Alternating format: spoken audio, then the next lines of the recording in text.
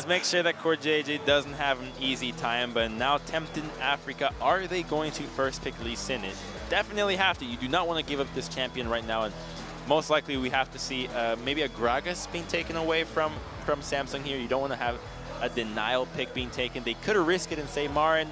We don't think you're going to lock it in, so most likely just going to be Ashe and maybe Galio. Oh, no, it is going to be the Gragas. Called it again, man. There you go. I was thinking about other stuff like Galio or the Thresh. Or food. Food. Yeah, I was actually thinking about food. I'm getting a little bit hungry. Me and you ate at the same time. We'll have that food in the break. Don't worry. Don't worry, fans out there. We'll be okay. So what is going to be the follow-up here from Afreeca? They do have that Galio open. That's a very easy pick for them. Kuro is going to get 3 chances. It's either the Galio here for sure, and it might be a support pick taken away. You could see the Thresh as it is an overlapping pick, or they could just play it safe, lock in their own AD carry, either the Caitlyn or the Varus for themselves to make sure that the picks are matching what Samsung have selected in terms of roles. So I'm just going to let that sit and see if what you said was correct. Yes, I mean, oh. Okay. No, it was incorrect, but it really just shows what Afreeca's game plan is. They really just say, we want to mimic what happened game 1. Winning top lane, winning jungle, and winning mid lane. Use that pressure, transition into objectives, get that Herald, secure mid lane so that whatever wave clear is selected doesn't matter. And already you have to imagine that Ambition will be taking this Gragas and that Cuvée will be locking something else in, and it's going to be the cannon into the Renekton, and let's hope for the love of all that is holy that this is not another AP cannon, that somebody just decides to go with the build that is actually good. Thankfully, it's Cuvée on it. I have a lot of faith in Cuvée. He's really shown up and shored up his top lane play. He's widened his champion pool. I cannot wait to see his cannon. Wait a minute, this could be interesting here. Samsung is targeting AD carries without Ashe, which is Kramer's most played pick, and Caitlyn being taken away. If they decide to ban Varus here, what's Kramer going to lock in? We haven't really seen too many AD carries besides that. We have seen some attempts at Jhin, which is not in the meta by any means, but it could force him in a position that he wouldn't be very comfortable with, especially with this team composition. They're really thinking about this last ban. You could be right. No, it's going to be the Thresh. Maybe they're scared about Kalista Thresh. I'm not really sure if Kramer Tushin can play it into the bot lane. It wouldn't really fit the idea from the Freecs so far to go with that. As they would just have full-on early game, and it would be difficult to pinpoint where they want to be fighting. And we can expect the Orianna being locked away from a ban from the Afreeca Freecs, just saying, you know what, go ahead and have your Victor again. But no Orianna, just full-on focus in the bottom lane. Interesting. So they do open up that pick here for Crown, if they do want to pick it up right away. It'll have to be saved for the last pick. It would be pretty ballsy to take away the mid lane pick right away. So they really just want the counter pick for the bottom lane for Core JJ. I guess they already know what's happening to the mid lane, and we'll get another rematch of Victor into Galio. So if you're ever wondering how this matchup goes, if you're a Galio or a Victor player, then take a look at this series, watch the replay, and you'll see that it's just basically farming 24/7. And you're right, yeah. What did I say, man? It's sticking to you. It's sticking to you. I've spent a lot of time with Crumbs recently. You know, we're trying to get friendly here to make this duo work, and well, seems like I got some of that profit power too. But the only thing is that the Thresh is banned, so they decide to go with the Braum instead. Well, this does offer a huge amount of kill pressure for any overstep. So I'm looking at Ambition here, making sure that he doesn't get caught out. And a really strong level 1, as Braum's level 1 is insane when you consider that Kalista can chase you down with her little hops in every auto attack. Proc that stun. So it can get really feisty early on with this crazy early game. So Afreeca looking to go for a repeat of that perfect game, whereas Samsung says, if we hit late game, we'll definitely crush you in a team fight. Yeah. And you can see, you were talking about that counter pick in the bot lane. Lulu's picked up. Definitely going to offer a lot of survivability. Will be able to poke down Braum a little bit as well. And just handle the Kalista. You know, you can polymorph it if it gets too out of control. You can get in there, exhaust, and really just shut it down if need be. But there's just so much zone for Kalista to do anything when the team fight happens. There's volley, glitter lands, literally Victor and everything he has to offer. Gragas, then Kennen. And so Afreeca really has a timer on this matchup. Otherwise, they're going to find themselves unable to really bring anything to the table when it comes down to a 5-on-5. So lots of attention into the top side. If they're able to put Kennen down early on in this matchup, then Marin can take over the game and use that advantage to get that Herald and snowball very quickly. Well, doesn't really need to be said, but I'll say it anyway. This is going to be a very exciting game, especially with the composition here from Afreeca. They have so much engage. You can see Kalista throwing in the Braum, the Galio, even the Renekton. And from the other side, lots of ways to disengage. So Samsung, it's kind of their composition, you know, play for that late game, sit back, defend, defend, defend, farm for that late game. They are going to be on the red side this time. So we won't see that incredible, you know, red buff warding. But either way, guys, we are all ready to start up game number 3. Go out there, tell your friends that this is going to be a pretty sick game. Let's jump into it right now.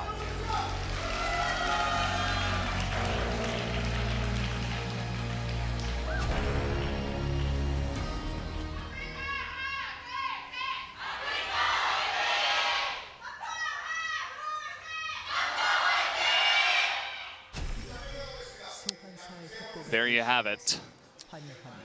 The ever-inspiring chance of teams. If I had chance like that when I get up in the morning, man, my productivity would go through the roof. You have a bunch of fangirls waiting outside your window screaming. I don't know. Is that the dream? I don't think that's the dream. If they cheered for me to just like go to the gym and get my job done, then yeah, I would. And then they leave and they don't harass you as you leave your apartment. I would really love that.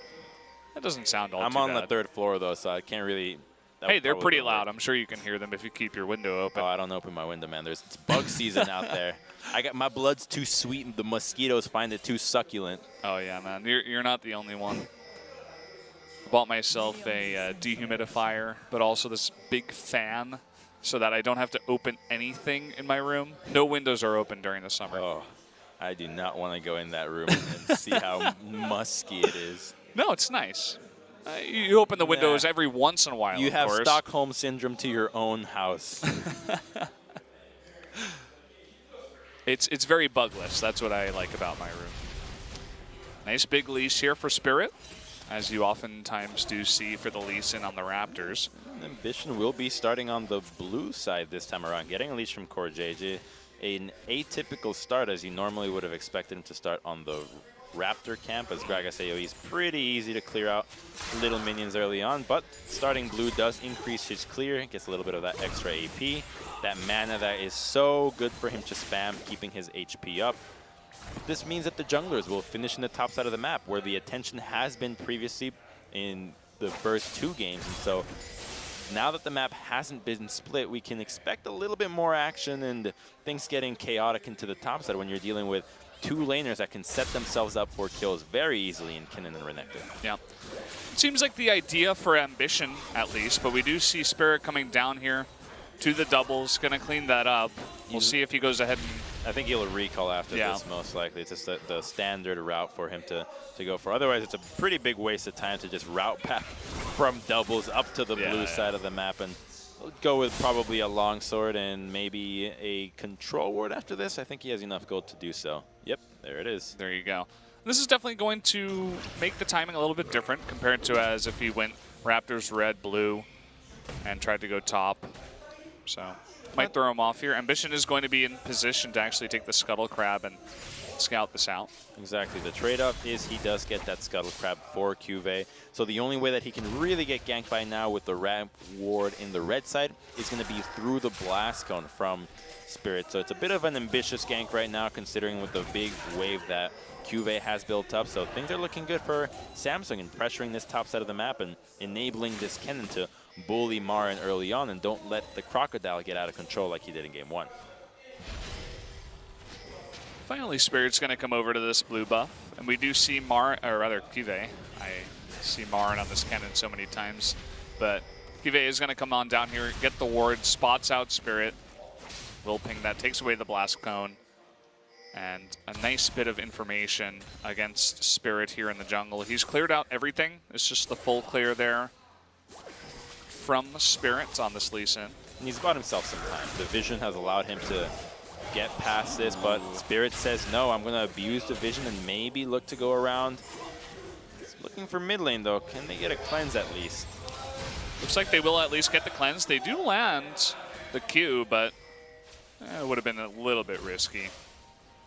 Yeah, no need for him to take this unnecessary damage early on, as that would open up Ambition to really go into the jungle and harass him and maybe even lose that camp. But lots of pressure into the bottom side from Samsung's bottom lane here. Ashe and Lulu being quite capable of bullying out the shorter range Braum and can. Oh, you just hate to see that. You just hate to see that. That's just disgusting. It's worth so much. It's worth 3. It's actually worth losing 2 minions as long as you can secure that cannon. Yeah. I don't know how many times that has to be said, that cannon minions are the most important minions by a factor of 3. That's a lot, man. Yeah. Pretty unfortunate. Martin, he's, yeah, you could see he's definitely struggling here. Just, that's the really tilting thing for me when you're in a really hard lane and you finally get an opportunity as the lane is pushing to get one of these cannon minions, and then you miss it because you know it's your own fault. And then you have your recall delayed. Definitely a very unfun matchup in lane from Aaron right now. And even worse is that the lane is frozen. He's going to try to unfreeze this, but his HP is not high enough, and he doesn't have vision of the try, so he has to consider the possibility of Ambition being there if he were to try to break the freeze. So Cuve will just be getting a little bit of harass here, but he has to recall really far back, and now the CS lead is starting to pile up for Cuve, and not the position you want to be in as a Renekton early in the game. Hey, you can see that Cuve. Okay. Oh, he's stuck in there. Kuro's going to face check this. Doesn't look like anything will come of it, but one thing I wanted to point out as well is that Cuve started the Doran shield. We don't see the cull on the cannon as we have seen many times in lanes like this, and he wants to have that survivability. He wants to make sure he shuts down the Renekton hardcore with that Doran it's shield. really important for him to have regen in this matchup, because as Ken, you want to be using your auto attacks to harass, and Renekton has a lot of ways to gap close and actually trade back for you. So if he were to have gone with, say, a D-Blade or D-Shield or maybe even a Colt to start with, if he were to take a poor trade, he'd basically give the lane up right away. So by having the Colt, he can ensure that the lead that he has and starts building is a little bit safer than if he were to go with a much more offensive build. Yeah. Exactly. We covered it, Crumbs. We did it. Evidently. Accurately. Figured it out. Nailed it. Martin seems to be having a little bit more luck in the top lane as he has hit level 6. He has a lot more pressure. Spirit's coming up here, is spotted on a ward. Immediately, Cuve will back off. Just farming happily for all these lanes. Of course, when level 6s are hit all around, then things might get a little bit spicier, but so far, not a whole lot besides the CS lead in the top lane. TP does get burned from Cuve, and if he stays up here, it might prompt Marin to burn his own as well. But now that Spirit is level 6, might be thinking about ganking Crown. Unfortunately, his cleanse is right back up. Yeah, not the longest cooldown on that one. I think it's just about to get that cooldown back. So just in time, right after he gets that blue buff, should be pretty safe to just continue farming as is. And good news is that Cuve is going to be going for that Blade of the Ruin King Ninja Tabi's build. So good stuff from him. Showing Marin how it's done. So, I mean, we thought the entire world was showing him how it's done, but maybe he's looking at some wonky build in China for it. And Spirit sneaking around with the control ward. Oh, this could be it. Cleanse at least has to get popped. Yeah, there's the cleanse. Can Spirit land this? Ambition is going to be in position to help out his mid laner. And once again, they do get that cleanse, though. So will open up some opportunities, perhaps, in the future. Unfortunate timing, actually, because I think he could have been able to maybe even burn a flash had he not had to ward hop over the control ward to try to close the gap. But the pressure and chunk onto the mid lane that unfortunately also hit Ambition will mean that they can just transition to a red buff steal. So an advantage does come out of it, and now Cuve is not tanky enough to survive this by any means. So Marin will push this wave, and if they can deny this cannon minion and really fat wave, this could be disaster in the top lane. Cuve has to be careful. Oh, this is really hard gank to botch considering how easy these champions can execute. There it is, the double flash on in. There's the slicing Maelstrom. Trying to trade a kill here. Cuvée will flash away. Marin should be able to finish this off, but Cuvé's on the run. Doesn't have his cooldowns, and that is going to be Cuvée escaping from the double flash gank of Marin and Spirit. Does not pay off. And this guy's Spidey sense is off the charts, reads the play right away and retreats, so he puts himself in the position where Spirit has to rush the gank. The wave just wasn't quite there and is able to escape and doesn't give up the kill. And while the CS is lost, the fact that he doesn't die means that it's really not all that bad, as he still has that CS advantage. And man, that is really well played by Cuvée. Yeah, you were talking about the Spidey senses. I was looking at Marin's CSing. Sometimes when you're trying to push in a wave, it gets obvious. You're like trying to push so hard that you miss a couple, and then you're sitting there watching this guy miss all the CS when he normally doesn't. And you're like, okay, this is weird. And they're trying to set up something. Exactly, and he has to think about as well as, okay, I don't have teleport. What's the worst thing that could happen? If I were an opposing jungler, where would I do the most damage? And then if you consider, if I die right now, this could be disaster, then you start adding all those things together, how Marin's last hitting, what he could be losing if he potentially dies, where the junglers have been, right? He saw him in the mid lane. He rotated top side. He could be lingering. Ambition hasn't spotted him. Put those all together, makes the right conclusion, and maintains dominance in this lane. Yeah, definitely a huge play to bring attention to. Nice job by Cuvée. He has been popping off in a lot of different ways in this entire series. As I said before, he was one of the players for Samsung that he would kind of just be the stable tank in spring, back when it was like Maokai versus Nautilus all the time. But now he's really doing well for himself. And speaking of popping off, the amount of vision that Samsung have around mid lane, those double control wards, and now Afreeca have to group up to try to clear out. I like that they're grouping for it. So immediately as the wards get laid down, they say, no, we cannot allow this. We need to have some sort of control in mid lane, because if they can keep Crown at a distance, that opens up Kuro to move around the map, look for more heroic entrances anywhere, and those make the difference because they offer dive plays, they offer defensive capabilities, and just the fastest semi-global presence in the map right now.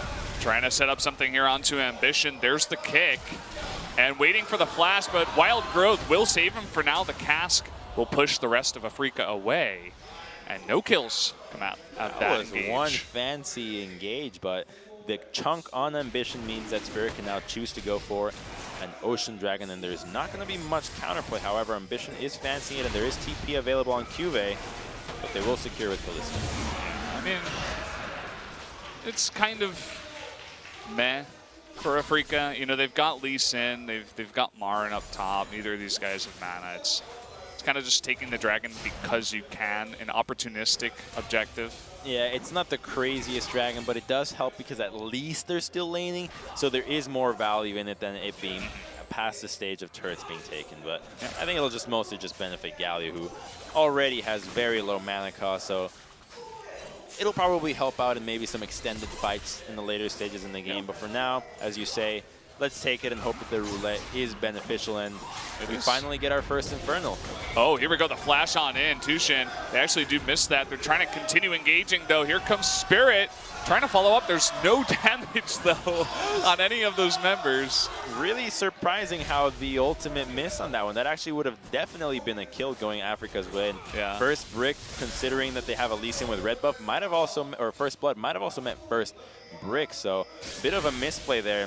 They go for the engage because they burned the Wild Growth to try to save Ambition before. So they had an ultimate advantage, and there was the time to go for it.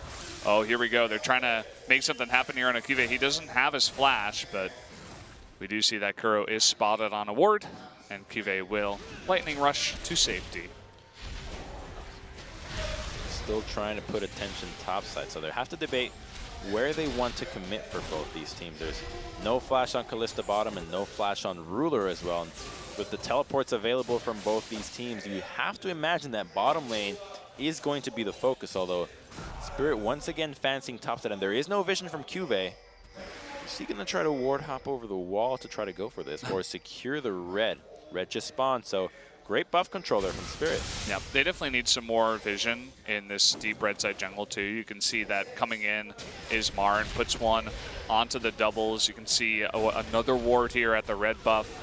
So lots of nice control, taking away that red. And just on top of it, only one red buff has gone to Ambition so far. Their own red buff is up. So keeping the pressure up and the vision means that the plays that Ambition can make aren't really there, but as long as the gold lead isn't suffering and kills aren't going Afreeca's way, Samsung has to be happy with this.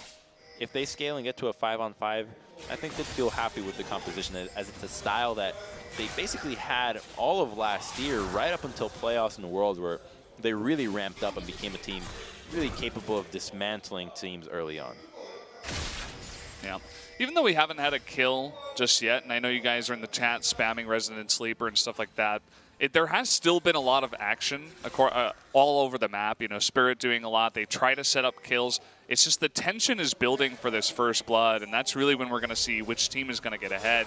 You can see something brewing down here in bot. Nice flash. They're onto Ambition. They're going really aggressive. In he jumps, and two members are going to be knocked up. CoreJJ forced the flash away. First blood goes over to Kuro. This is going to be a second kill going over to Kramer as CoreJJ gets a little bit too close to that Kalista. Great read from Spirit, waiting in the brush for Ambition. You know the plays are going to be coming bot side 24/7. That's what these compositions can do, and so he punishes Ambition, face checking a brush. He did it game 2, does it again in game 3, and this time the punishment's going to be bigger than before. This could result in the first brick going Afreeca's way if Spirit is to assist, but are they going to be able to get it on that first push? I think they should be. Yeah. They're going to be able to secure it by himself. We'll take another look at the replay there. He was basing, but just no chance. And the kick flash, while it looks ambitious, because Gragas doesn't have flash, as long as he stays blocking the body slam, there is no chance of him escaping. And it's just an easy 1-2 as Lulu also gets caught without sumps. It's so funny to see Kuro's just participation in that fight. All he does is heroic entrance and pick up first blood and then walks away. All me, He's like, baby. yeah, I'm doing huge amounts for my team. I push the mid lane and then I walk on in, get the heroic entrance, and that's about it. It's like the last guy in the group project. He wrote the title. He chose the colors, so he gets all the credit. My God, it looks so beautiful. Yeah. Puts his own name bigger than the rest. He's like the only group dude, project leader. Only guy that knows Galio. calligraphy, so he just looks fancier than everyone else. I mean, it looks very cool, but you know that was the punishment I had. In my school, you get punished by having to do calligraphy. that's not bad. It's pretty cool. You say so now. If you learn how to do calligraphy, that's a cool, you know, almost useless talent to have. It's like you have to write 100 lines that say, I will not call my friends' names again and stuff like that. Well, we are going to see Afreeca begin onto this Rift Herald, and I said it before, whoever gets that first blood is really going to pop off. Well, they got 2 kills with the first blood and the first turret, and now they're going for the Rift Herald. So Afreeca looking strong again. This Herald's going to be used definitely onto the mid lane because they want to crack that turret that Crown has been defending just so dearly with his life so far, staying pretty much without roaming it. It isn't an HP that if they can group up somebody else to hit that tower, then it'll go down a Herald, but the teleport comes out to try to secure this objective. Is he going to cancel that? Nope.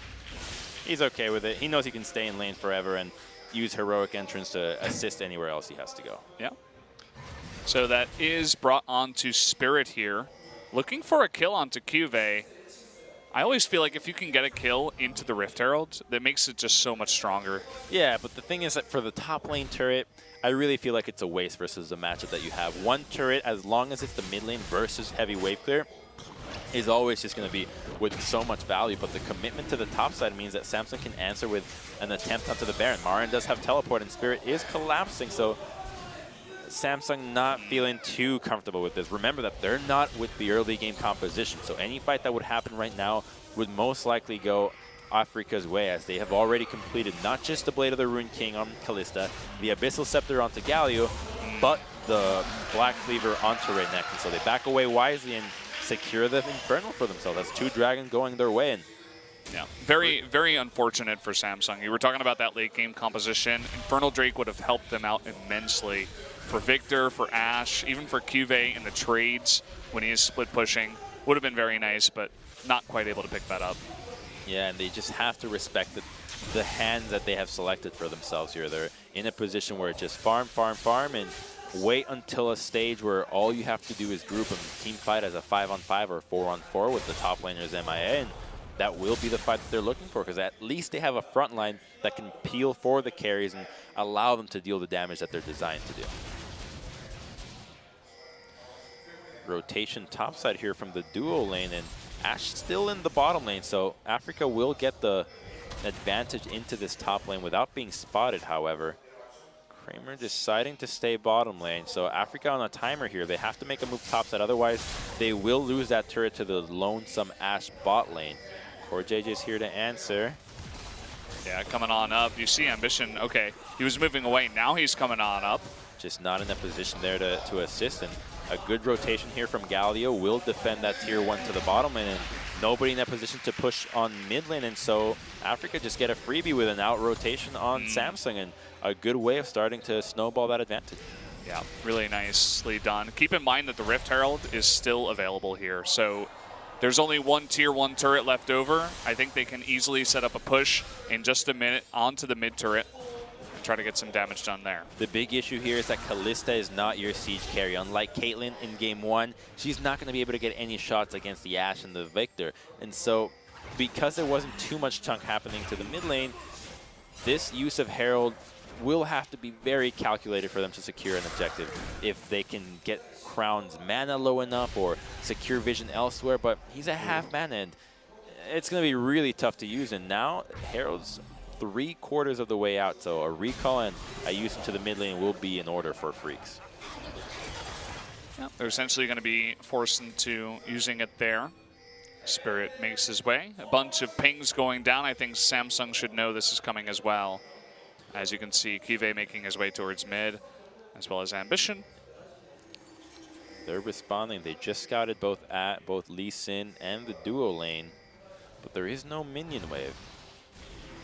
At least Crown isn't here to defend this turret, so this could actually be the move that the Afreeca Freecs are looking for, because the biggest wave clear tool isn't available to defend the tower. For some reason, he's assigned to the top lane against Renekton, so he has kill pressure, it seems, so that's why. But I feel like at this point, when your goal is to stall, it's more important to defend the turret, and wow, it actually gets transitioned into a tier 2. So trying to get a little bit of a different value out of it. Didn't seem like Samsung saw this coming, but it is channeled far enough away. Crown, he has no mana. There's the cleanse. In comes Galio. Can they get close enough? There's the stun. And lots committed to up in the top lane, and they don't even get the kill. Man. Meanwhile, it's 3v4 down here in bot lane. That was a rancid use of Herald. That was so bad.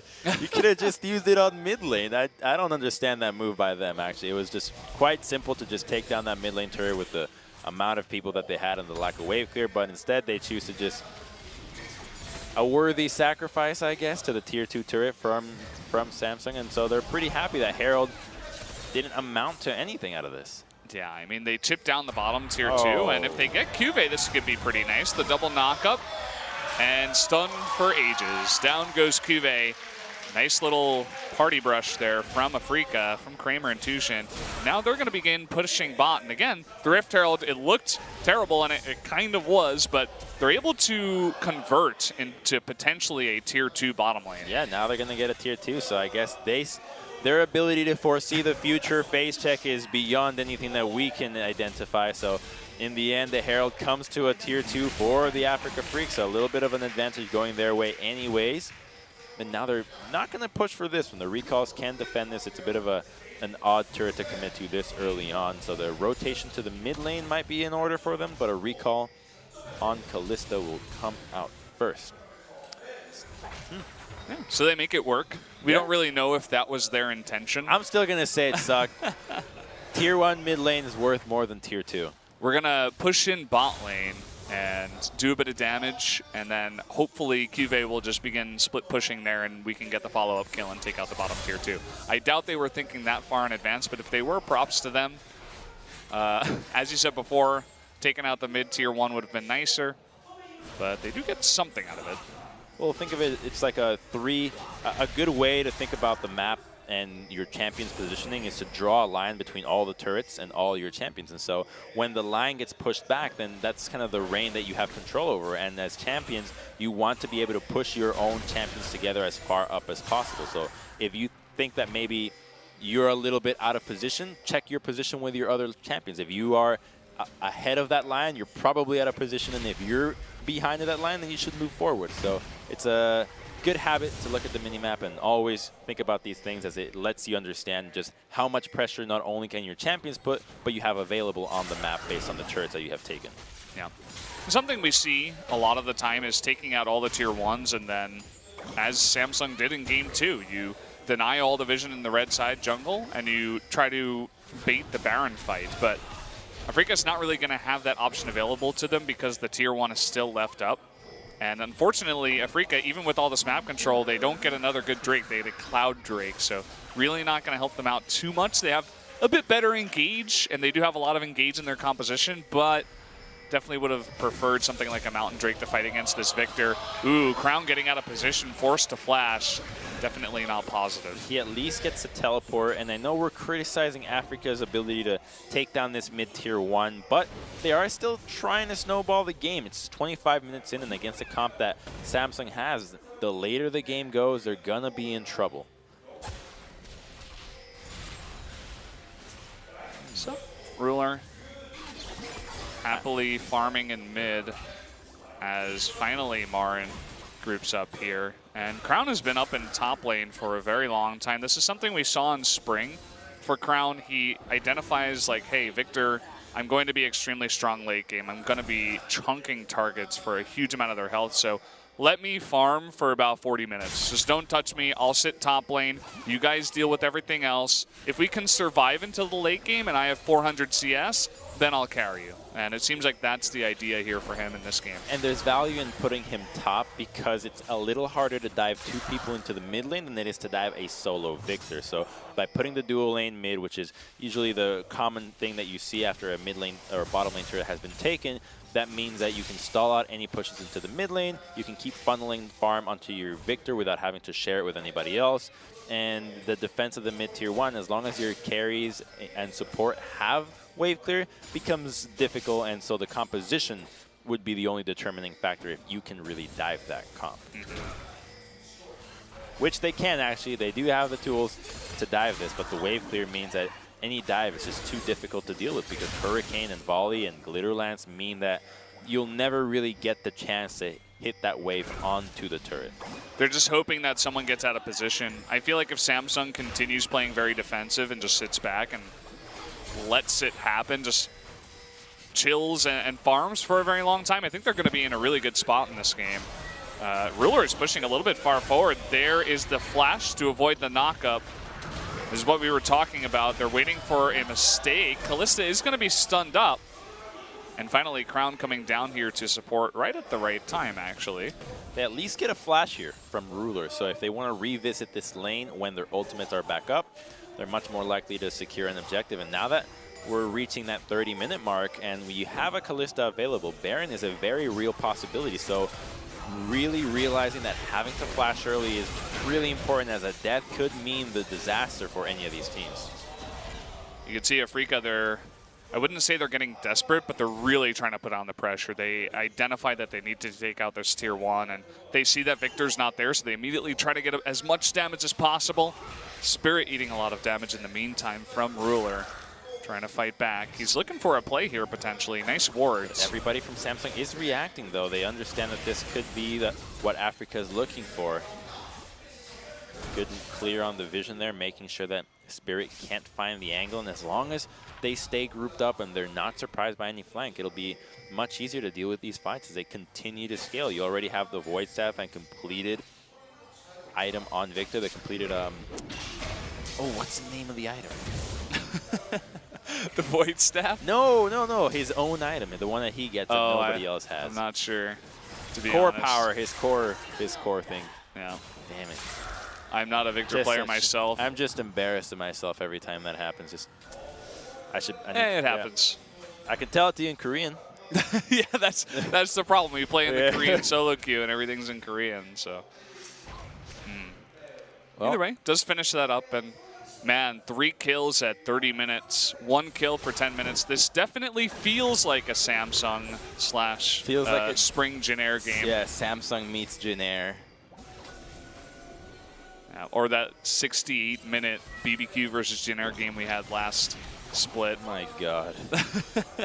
Nothing happened until like 55 minutes, and then things just exploded. Finally. Just endless foreplay. Enough. Enough. I'm all ready to go. Yeah. Eventually, it just gets to be too much. And, I mean, this is what it looks like. They just keep pushing down mid. They can't take this tier 1. And again, we go back to that Rift Herald. What if they just had that mid tier 1 taken away from about 10 minutes ago? Would be a lot easier to control this red side jungle if mid tier 1 was down. That's what they're trying to do. They say, all right, you know what, mid tier 1 is going to be way too tough. Let's try to control the Baron side and see what we can accomplish this time. But because the turret is down, Samsung is just in such a good position to respond to any of this. They're so close to Baron that realistically anything's not going to work. But they're going to try to just two-man it with Kalista. But this attempt's not going to fool Samsung here. It gets scouted out, and Ambition might be in trouble, but the Q does miss. So he's perfectly fine. Yeah, they do get the flash out of him, which means that it'll make it a lot harder for him to go in for a steal and flash away to safety or get the insta-flash in. Meanwhile, Cuvée doing a nice job pushing into bot, forcing out the teleport from Marin. Cuvée still has his, of course, Kuro still with the double teleport that they are running. They do have that available. And finally, it seems like they get an opportunity to take out this tier 1 turret. Exactly. They move Samsung around the red side jungle just long enough to get the first instance into the mid lane. They crash the wave, and because Victor is also not there to clear the wave before it crashes, they can secure the turret easily, and now they'll get a blue buff steal and probably a dragon here. And what is Samsung going to answer with? We saw them last time around try to go for that crazy desperation Baron, but they're nowhere near in that position this time around. So instead, just a tier 1 trade going over for Crown, and he's getting really strong now, level 17, and a late game Victor is nothing to scoff at. This is what we were talking about. He has bought himself, or Samsung rather, has bought Crown a ton of time to just farm up. He's sitting at the most CS in the game. He's 0-0-0, but still very, very fed at this point. And the interesting thing about these fights is now that for Afreeca to win these fights, it's going to be on almost exclusively the way that they play. Their champions aren't really the strongest anymore, whereas for Samsung, they have champions on their advantage, so they have to play the fights more defensively. Staying alive is going to be more valuable for them than just bursting out anybody from the Freecs so far. And when you see these two different clashes of styles, it really makes for quite interesting fights that we have just been denied for so long in this 30-minute. Do we want a 30-minute siesta? It's a siesta. That's what we'll say. Oh boy, that's actually really good. The siesta. It's yeah, it's pretty much been that. Just sitting back. We do have the Elder Drake spawning eventually, so that'll make some plays over there, hopefully. Unless it gets traded for Baron, and then... Come on, don't take my hope away from me, Crumbs. All right. Hope's all we've got, man. Hope is always necessary. Yeah. We're getting to almost 1 kill per 11 minutes. Let's not bring that stat up again. Hey, Kalista actually... Like, it would be super exciting if at least objectives were being traded, but it's 5 turrets being taken, so that's pretty much a tower every 6 minutes as well. So it's also quite slow in that regard. Snail pace. Actually, I was thinking about this the other day. You know the term glacier slow, right? You've heard that before? Yeah. That term's going to become less and less relevant as glaciers continue to melt. The poor glaciers, they'll be faster and faster, so no longer will we have glacier slow. We'll have to move to tectonic plate slow. Yeah, well, you guys know the term thanks Obama. Well, that'll quickly turn into thanks Trump. Hey, let's not get political here, man. We're in a different country. That's true. We're out here on our own island. We have solace. Everybody is affected by the glaciers. I'll just say that. Yeah. Are we gonna have some action here? One turret. Oh, Kuro's trying to stop it. It's not gonna happen. And actually, with the on-hit cannon, it can get very obnoxious. That really didn't seem too obnoxious.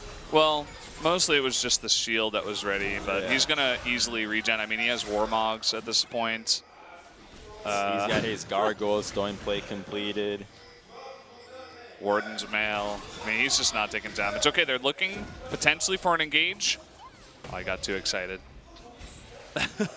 Our expectations must be lowered in order to keep the excitement. They're just playing with our heart now. Hawkshot comes out. No Baron is happening. Don't worry, Samsung. Kennen has group, so at least we have a 5-on-5 stare down, but Crown will return to the top side looking for more farm. And once he completes that Death Cap and the Infinity Edge comes out from Ruler, then that's when they can really just start bringing the hurt to Afreeca Freecs. But in the meantime, they're feeling feisty, looking for a Baron rush, but a steal would not be in order for Samsung. They definitely would have to fight this, not looking to take that timing on the Baron or a Death Cap or an IE. There's the stun on Takuro. The TP, though. Yeah, of course he has no damage. In comes Marin. He's going to land the stun onto Ambition. There's the knockup. Again, Gragas is very tanky, but in goes, looks like Tushin, actually. He gets away alive, but Victor going to be able to burst down Spirit and make him totally unavailable in that fight. Another kill going over to Ambition. Kuro, all by his lonesome, will eventually be taken out. Marin trying his damnedest to take out Ambition, but they just cannot. The stun is going to be followed up there. Nicely done, Samsung. With a great response, they take out 3. Just all too easy there at this point. The composition just so hard for them to run straight in the line, and Marin doesn't get the flank. They commit to try to go into the Gragas, and the only saving grace could have possibly been if Spirit kicked Crown into the team and they somehow killed him right away. But that insect kick was completely botched. He actually flashed forward and kicked Crown even deeper into the safety of the jungle. So no chance for Afreeca to take the fight, and now Samsung just in complete control of this game, and no more hope for Afreeca as there's no TP. And take another look right here. Yeah. Look at Spirit. Hits the Q on Tamarin, but oh, he sees Crown. Oh. That's gotta hurt. And he puts himself in so much danger to just get 1v1 versus Crown. That's just the beginning of the end of this fight. Kalista wasn't even there. Like, you can't go that deep when you have an AD carry that relies on people diving to you. And just the lack of snowball that happened from Afreeca means that all Samsung have to do is keep staying together, and the fight just become impossible for the Freecs to win. I feel bad for the Afreeca fans because this might be the second time that they get so close to taking out a huge team. First it was KT, then it was Samsung, and now it's just turning into a bit of a meme. It's like they take the first game and it's almost a perfect game. Yeah. Against KT, it was a perfect game. I told you not to get too excited. It could have happened again, and it's happening once again. It's definitely disappointing. And now Death Cap and Infinity Edge are completed, so it's going to be even tougher. The split push, nobody can deal with Kennen. He's got Phantom Dancer completed, so you can forget about Renekton or Galio dealing with that, and just have to stay together, and it just becomes all too easy here. Galio will try to answer, so at least he does have some wave clear, but against a Baroned up minion, most likely not. We're taking a look at Cuvée. He's on 4 items now. His split push is going to be really annoying to deal with. You can see that Galio has a They're trying to yank him. Yeah, they're trying to get in here. They do land the stun during the lightning rush, but they don't even have damage. They don't have the ability to take them down. With PD, Lifesteal, and the Ninja Tabais, this comp just only has Kalista as damage, so just too much commitment to the late game. And I gotta say, I think the really smart thing from Samsung here was that Caitlyn ban. Yeah, came down to that. Here's the teleport in. They're going to collide hardcore onto Crown. He will be taken out, and Cuvée commits to the teleport into 3 members. Uh-oh. Able to get a double kill here onto Kramer's Kalista as Afreeca. They find a hole in the armor. Crown getting too carried away with what he's been doing so far, just last hitting non-stop. And this is actually a huge move for the Freecs, because now that's an Elder Dragon that's up. 2 carries are down, and that's 4 dragons on their way. That means that this is going to be a super strong Elder Dragon, and if they can use this right, the game could have just slipped away from Samsung's hand just from an over-greediness for some more minion wave. Like, that's not worth it. That tier 2 wasn't worth it. They had to stay together, and now Afreeca back in the driver's seat. This is all they need for damage. When you have extreme true damage burn, it doesn't matter if your composition doesn't have carries. Everybody becomes a carry now. Yeah, exactly. And we saw this a bunch of times in spring. It's definitely one of Crown's biggest weaknesses. It seems like he hasn't really gotten over it.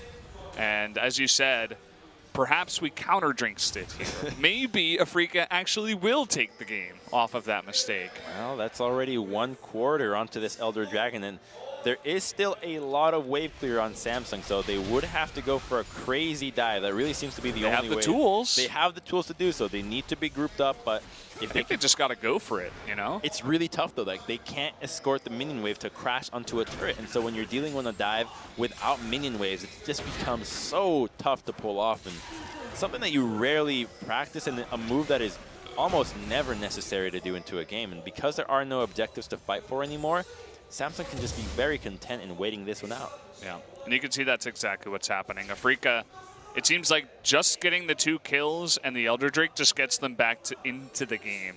And again, we talked about it at the beginning of the game, Samsung's composition is fantastic for the late game. And so even though it was a bit of a mistake, I feel like Samsung's position is still pretty decent. Yeah, Samsung is perfectly fine here. They're just going to go deeper into the late game where it does benefit the carries, but they still have to beware Kalista. If she's capable of dealing damage into a fight 4-0 while not getting bopped, she can carry these team fights, right? Kalista does have a lot of AoE damage, but as long as she avoids the damage from Victor and Ashe, she should be in a fine position. Remember that the fight that the Freecs lost to was out of a poor engage, as well as Kalista not being there to follow up. So now they're thinking about the dive perhaps, but there's just no chances to escort this minion wave. They're going to try. They've got half of it left. Oh, never mind. Yeah. It's so hard to push into this comp. Especially at this stage in the game. 40 minutes in, even though the gold is even, you know that Samsung feel comfortable taking this fight. They just have to wait out the Elder, which is almost already out, actually, so not a big deal. So it looks like this game is going to go a bit later than we expected. I mean, we're already sitting here at 40 minutes. This is definitely one of the longer games we've cast so far in summer. Well, we have had 11 of them so far, 11 matches, so lots of games that go for, but lots of stomps as well. Lots of very one-sided matches, and as teams figure out the patch, it becomes Ambition. Not again! Is it going to be Ambition? Oh, he dodges! Boy. That wasn't really a dodge. I think that was a miss by Tushin, as he was expecting Ambition to go a little bit far forward. But the flash is used. Half glass full there. Yeah. Ambition, you know, he got caught early on in the game in game 2. Really looking for those Pokemon out there in those brushes. Otherwise, I don't see why he would be looking to go into so many brushes head on. Yeah, he's got to go into the tall grass. But this could be the fight that Afreeca wants, so Crown isn't here. Okay, he's coming in from red side. Kuro's going to be stunned down, though, so they do disable him for quite a while. And the cask will not land. The TP from Renekton, though. Coming on in from behind, and there's the heroic entrance, going to knock up 3, but there's no follow-up. They're chasing Cuvée on the left side, but they can't get him down. Kuro, misses the redemption. Now trying to go on deep, but Crown and Ruler in the back have so much protection. They're chipping away, and finally they take out that big Renekton tank. That's going to be one tank going down. There's the second. Kuro looks to get away with his life, but such a disjointed fight. Kramer just dancing around on the outskirts. Do I go left? Do I go right? None is the right answer, and as such, that he will not contribute anything to the fight because of the poor engage going in. The tank's just soaking so much damage without any follow-up, and Samsung just gets a freebie here, capable of taking down this mid inhibitor, and they're going to try to push for the game. There is not enough wave clear here, it seems. Well, I think this might just be it. They're going to be pushing in onto this turret, and the barrel is going to go in. Kramer's the only hope. He gets knocked back. Nice cleanse flash. He's still alive, but can he actually 1v5 essentially? That's the question. Ruler, he's taking a bit of damage from the turret. Kramer going to go 1v1. Can he actually do it? The answer is no. Not with that support, and oh boy. Cuvée is going to take out Spirit there. Perhaps their last hope. As Samsung, they're pushing on in. Tushin makes it back. Oh man, he is just going to be going down. Maru trying to re-engage here. There's the teleport. All they got to do is attack that Nexus.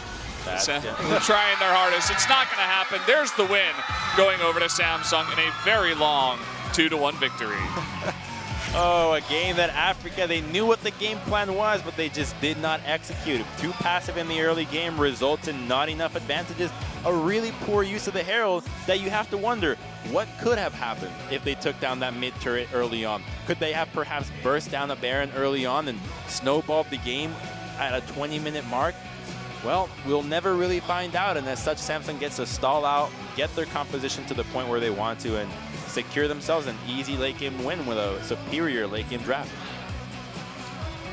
Yeah, I'm really glad that you highlight the Rift Herald once again, because what could have happened? I mean, Marin up in the top lane on that Renekton, he wasn't getting super fed like he did in game 1, but he was doing all right. He was keeping up. They did have an opportunity in the mid game, but they just couldn't make it happen. And Samsung held on for long enough. A very standard, turbulent, sorry to use that word, but turbulent Samsung game. It's very, it's Samsung 100% of the way. And that's what we like to see out of them. They get the win at the end of it all. I love their game 1. This is such a great read there from Cuvée. Like, this could have also been a game-winning play. This was potentially just snowballing move from the Freecs that Cuvée reads, and just really good stuff from Samsung overall. They had a lot of good moments, and this was another great. Like, this series, while it was slow, it had a lot of plays where teams were just reading what each other were doing, and after a while, you have to wonder if that played into the confidence of the future moves that were made, where one tries to make a move, it gets read, the other one does the same, it gets matched immediately, and so that does something to your confidence, where it's like, maybe if I do something, do they see it coming right away? The psychological element in League of Legends is nothing to be undervalued. Yeah. Nice play there by Afreeca trying to make that bottom Rift Herald work. They do get the bottom tier 2, but here we go again. This failed kick from Spirit, and the Kalista ultimate missed as well. Yeah, just a very disjointed fight again. Look at Kalista. Like, what can she really provide in this fight? She can't get close to Victor. She's slowed. She's every champion outranges her in terms of at least an ability, and so the pick. Caitlyn would have been perfect. Yeah. In this comp, man. I mean, maybe you go with the likes of a late hyper carry. They're not the craziest right now. Only a couple of people can really play them out, but, well, decent attempt at closing out. That was a nice try. You could see the very low damage numbers on the side of Afreeca. They really couldn't get much going, even though it was a very long game where they were in the lead for most of it. And the Ashe damage, as no one could even touch Ruler, had so much room in the back. Cuvée did a nice job split pushing as well. And Ashe was kind of undermined here, as she was capable of really melting so many of the tanks, just unable to be 1v1 by the Kalista with the Ninja Tabis as her build, with Lulu in the backup. Just so much power out of this pick that you have to wonder why the Kalista was locked in and not another attempt. And maybe the champion pool of Kramer has to come into question here. If Ashe and Caitlyn go down, is really Kalista the third tier, one? even though the Thresh is banned? Well, you were mentioning something like a hyper carry, Twitch or Cog. It would have been hard to really. He had a lot of protection, but either way, it's really just speculation at this point. We are going to be jumping straight into the MVP interview, so let's go to that. Yeah, this is the MVP interview for Cuvée. And so at first he was kind of worried they might lose the game, but all the teammates were sure that they can win the late game, so they just trying to cheer up. And you said you like chicken, like your favorite food is chicken, so do you like your new nickname, the God of Chicken? So he said he likes eating a lot, so any nicknames are fine. And who do you think will be the last MVP for the set 3? So he said every players were good, but maybe it can be Crown, or we can check it out on the screen.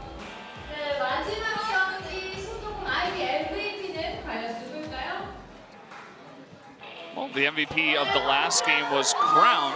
So just to throw that up there, sitting at 4-1-2, he still had 75% kill contribution, and he picks up his 4th MVP. This guy is just MVP material all over. 3 Victor games in a row. And that already, the fact that he can play Victor and see success with him is already enough to say that he's a player of a different caliber than most. And as such, plays the team fights out just so well.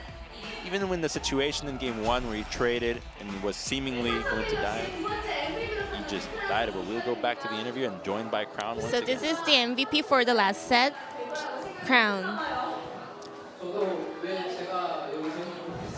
So he said he's not really sure why he's the MVP for the last set, but all the 10 players might think the ruler will be the last set MVP. So what was the play of the game for today?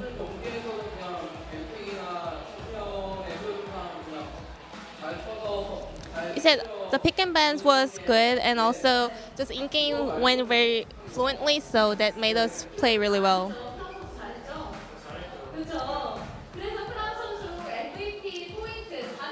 So Crown is at the first place of the MVP points with 400 MVP points.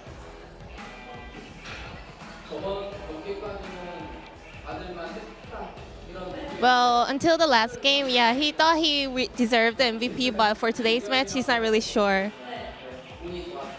He thinks he was kind of lucky.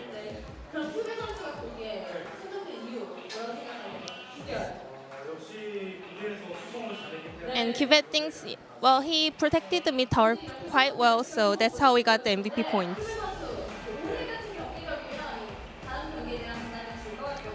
Well, your performance was amazing, so upcoming matches won't be quite worrying, so what do you think about it?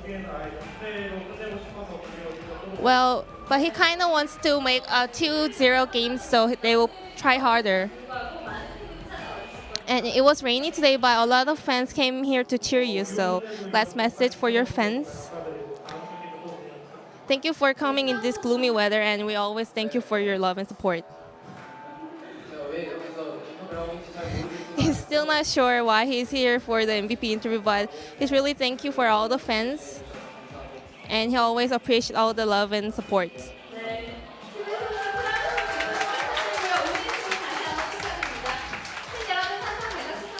So there you do have it, the interview with Cuvette and Crown. Crown, I said it on Twitter, I'm like, is this guy going to get another MVP? He was the highest MVP for spring. He had the most points, and he's well on his way once again. And the cool thing about MVP and trying to fight for MVP is that being MVP here in the LCK means at the end of the split, you get a nice fat stack of moolah for being at the top of the table. And so Samsung and himself will be top of the table 3-0 now, +4 on themselves. And Longzhu and SK Telecom, I'd say, are the teams that you'd be hot on their tails, and those two will be playing tomorrow in a really exciting match.